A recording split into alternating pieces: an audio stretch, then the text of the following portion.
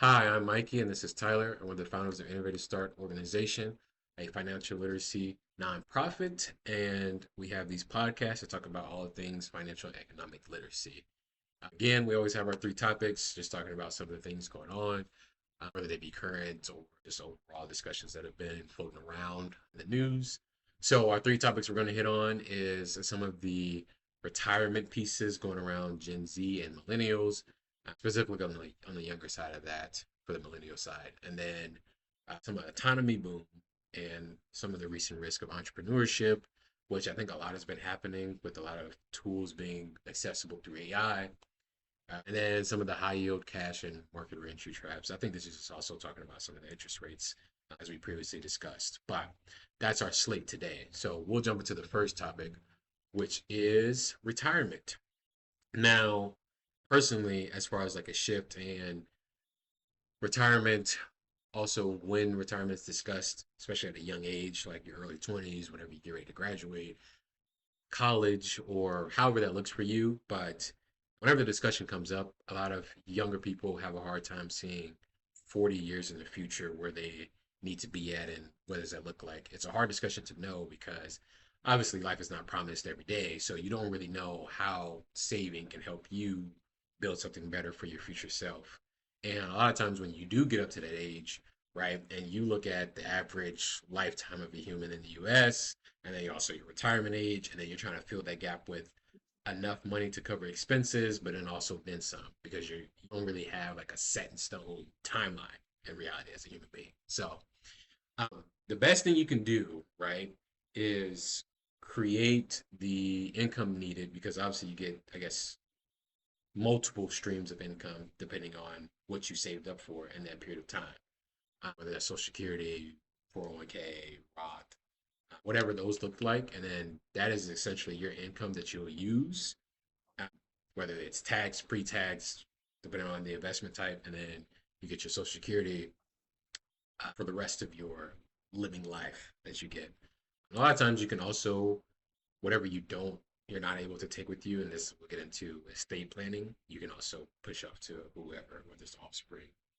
But those are just the gist of retirement. So, recent 2026 studies showed that the younger demographic of Gen Z is prioritizing aggressive wealth acceleration. And then over 60% of the older millennials report reducing or pausing some of their retirement contributions. Now, anytime that somebody cannot invest in their retirement is usually due to a potential hardship or they just need more bang for their buck. So, if they're reducing their 401k contributions, Roth contributions, or any type of savings, usually it's because they need more money per month than what was ever their previous contribution to their retirement savings. Some of that could be through the career strains. So obviously the market has been pretty bad as far as the job market goes. Some of the things that we talked about in the last episode, which was being able to job hop and increase your wages, has been non-existent in this new, I guess, market. So a lot of people are not having the same money or purchasing power that they would get from that. And a lot of their budgets have changed, especially if you have life changes like kids, dependents, whatever else comes, or you get a house, an apartment, moving, whatever your new change is. It's just harder to manage that month to month spending, year to year spending, and also making sure that you want to meet your retirement goals. A lot of times you'll hear the pay yourself first aspect, which is like 10% of whatever you get. It's a good rule of thumb, but obviously the expenses that you have now and our needs are more important than I would say saving is a need too as well. But depending on how much you are saving, it could also lean into a want because you do have a certain metric that you want to hit. So I would pass it over to you, Tyler. I know there's a lot that goes into retirement and things like that, but some of your thoughts on what that looks like for the younger generation and maybe the generation before us. We see this a lot, right, with the whole like fire movement. Uh, what is that like? The whole like just retiring early type of mentality. And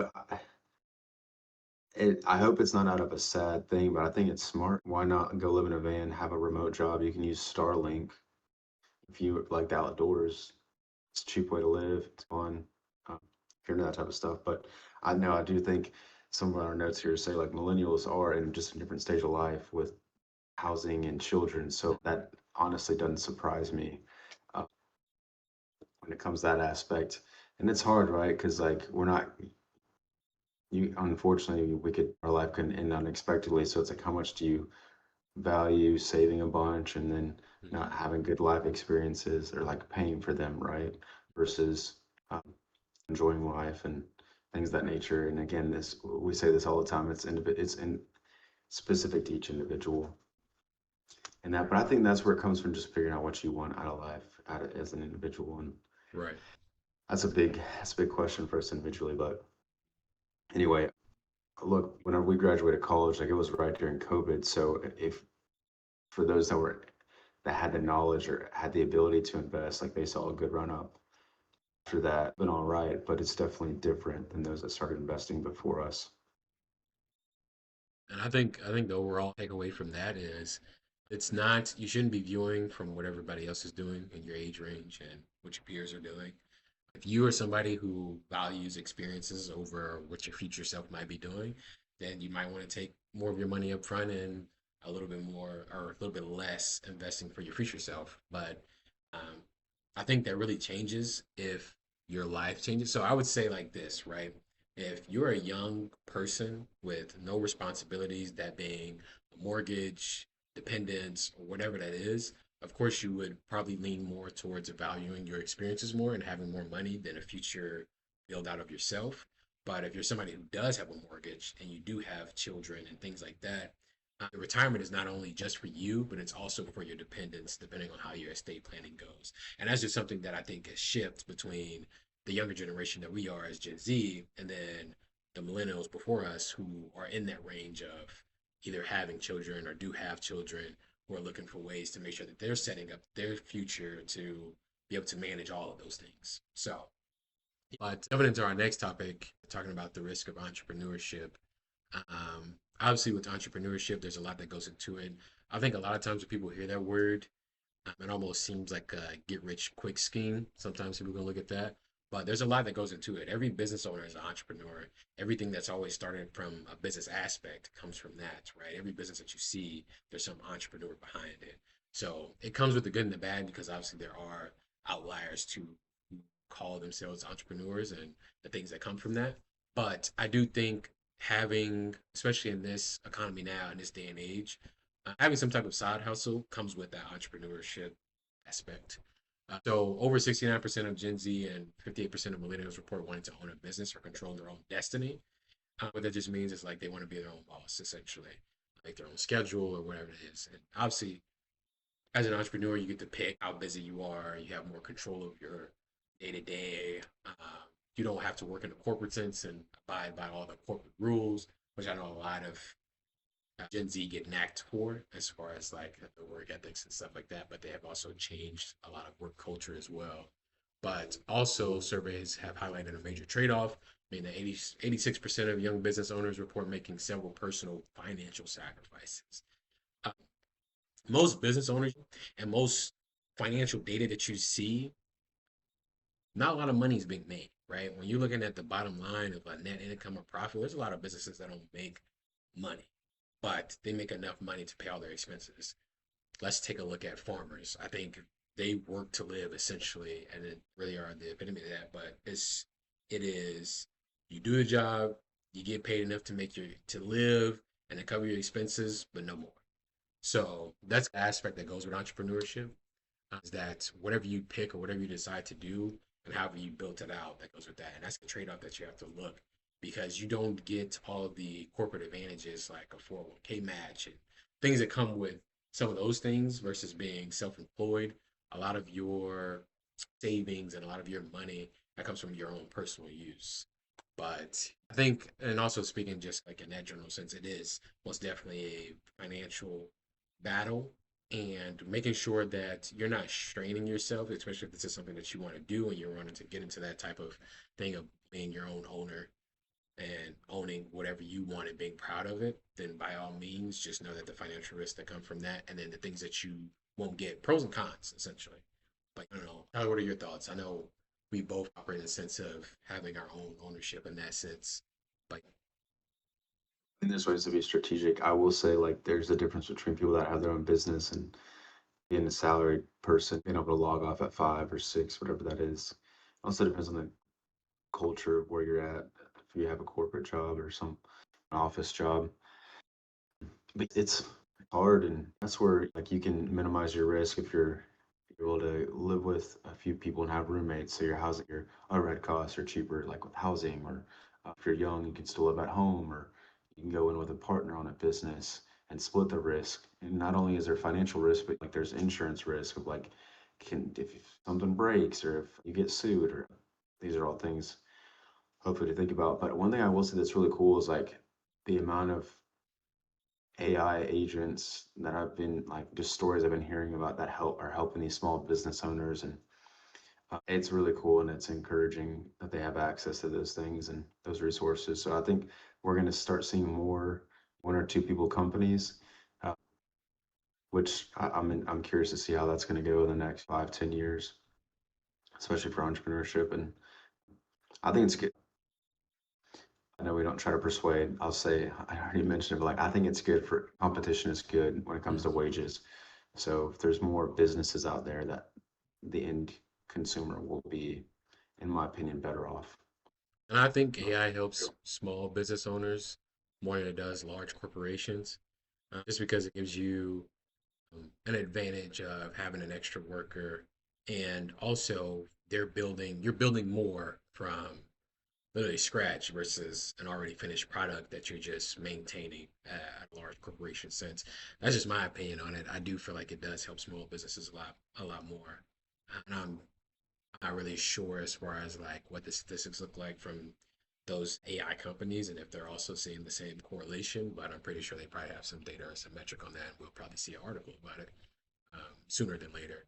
So, but I think overall, it's mostly just making sure you understand the risk, use all the tools available. I think people don't do the research before they jump into something, but doing your research first will let you know the risk that you're going to get yourself into, and also tell you what tools you'll need to get. And that's why I think market research is what the word for it is, that you want to make sure that you have down and what you're getting yourself into as a young entrepreneur or old, who knows. But if you're starting out, just knowing the market that you're getting in, understanding the ins and outs, the ebbs and flows, and you'll know which you know all the financial decisions that come from it. So one thing we also too, just getting into our next topic we've talked about is how can a young person save, especially if they don't know, they don't understand the market, and they're not aware of the risk or they're afraid to just because of that lack of understanding. One thing we have always talked about is high yield savings accounts, and obviously those trend with the Fed interest rates. So you sometimes can get a bang for your buck if it is higher than the current interest rate because you want to be beating the inflation. So inflation sitting at about 3.5, you want to be at that or above essentially. If you're at that, then you're basically stabilized as far as your money goes. But if you can find something at a 3.75 or 4, you're at least getting some type of strategic advantage with your uh, money. So one thing though we have seen is that some of those banks are also just meeting the just about requirement for it. So what is happening is if you're somebody who does have a high yield savings account and you're looking at some of your interest rates drop or essentially not give you the same return that it was beforehand, maybe you're looking at getting into the market. And obviously that comes with its own things and understanding the risk. Obviously, being in a high yield savings account has less risk, but you have less growth. One of the main things you can do is do your research, look into ETFs.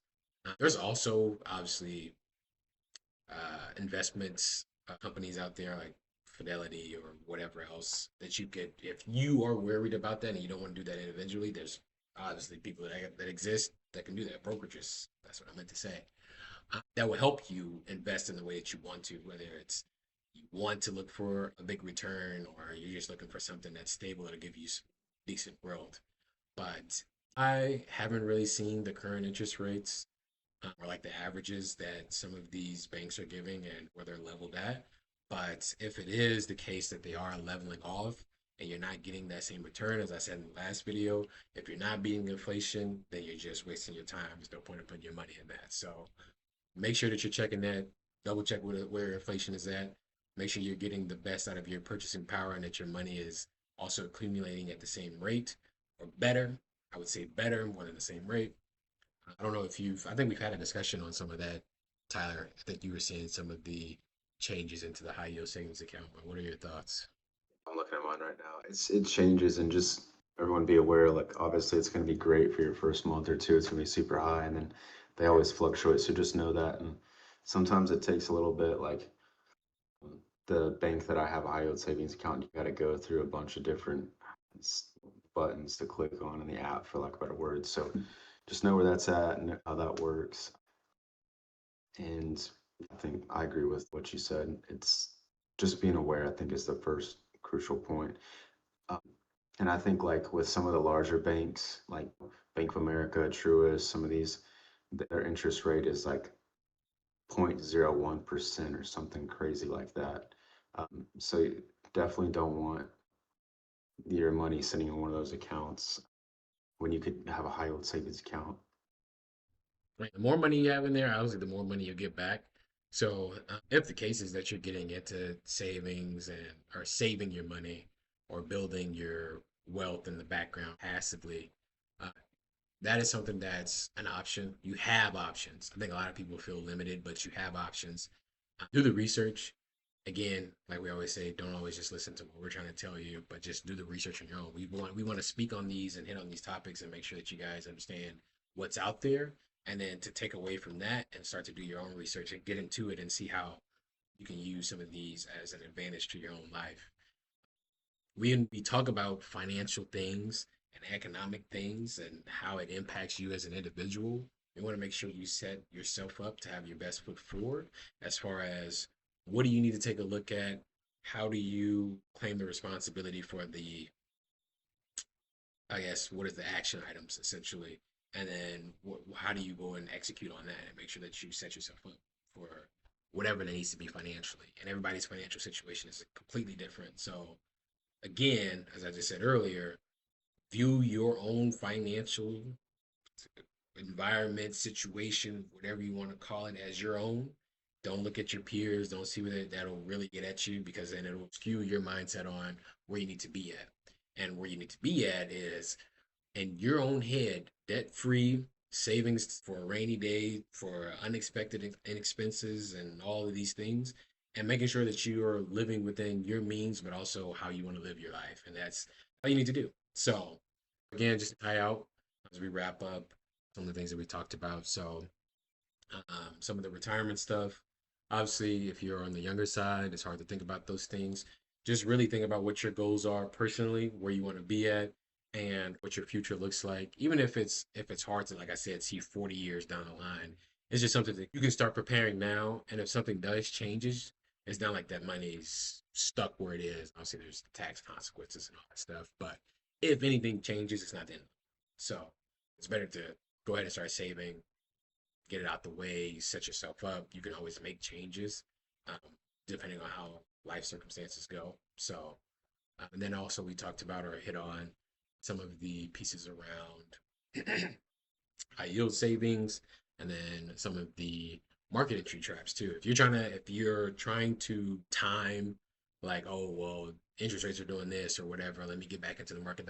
I think the market is the most volatile and fluid you can try that year. There's no game get, there's no figuring out, there's no amount of courses, discords, day traders you listen to that is going to put you in the right situation. It's better to be safe than sorry. So that's just my old head take, I guess. But and then also just hitting on some of the risk of entrepreneurship. Always do your research. Make sure that you're understanding things that you're getting in and about your financial responsibility that you'll be taking on, being your own boss. So, but that's all we have for you guys today.